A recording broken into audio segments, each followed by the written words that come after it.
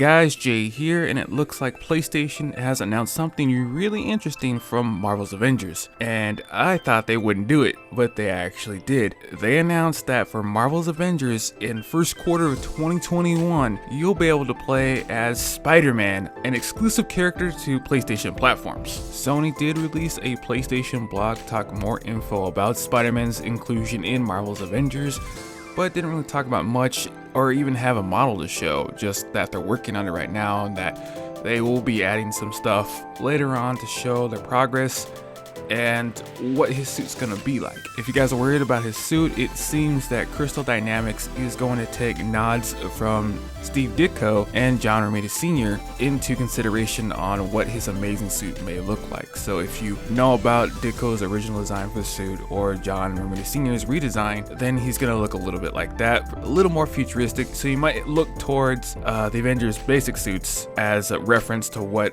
Spidey's may look, a little more futuristic, but you can see the influences from the past great authors that have redesigned Spider-Man's suit for the better. His gear will be very like the others, so you can have different types of web shooters and such from technologies like Hank Pym, Shield, Stark Industries, and more. So there's gonna be a lot of variances for what you can do with Spider-Man and his web shooters depending on what gear you have from what company. They also talked about combat, to where Spider-Man needs to be adaptable like how he was portrayed in the comics, where when he went to the suburbs he had to think of other ways to travel the roads because there are no buildings to swing from. So likewise, when Spidey comes to the Avengers, there's going to be areas where he can't just swing from building to building or from tree to tree, and he's going to have to find another way to fast travel, which is going to be interesting. And they also said that combat needs to feel like Spider-Man, so hopefully they could take some cues from Marvel's Spider-Man and how Spider-Man is very adaptable and he can take on a number of armed enemies on at once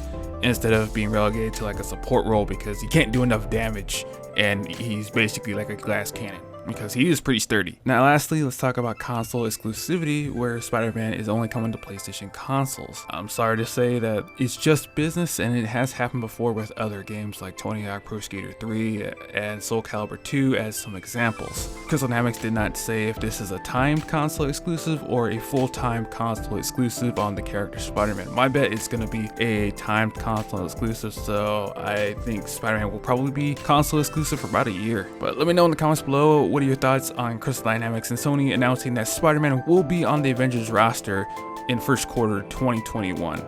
With that being said, stay safe guys, and I'll see you on the next one. These summer nights are the best with strawberry shortcake ice cream bars. Now how shall I push off aisle?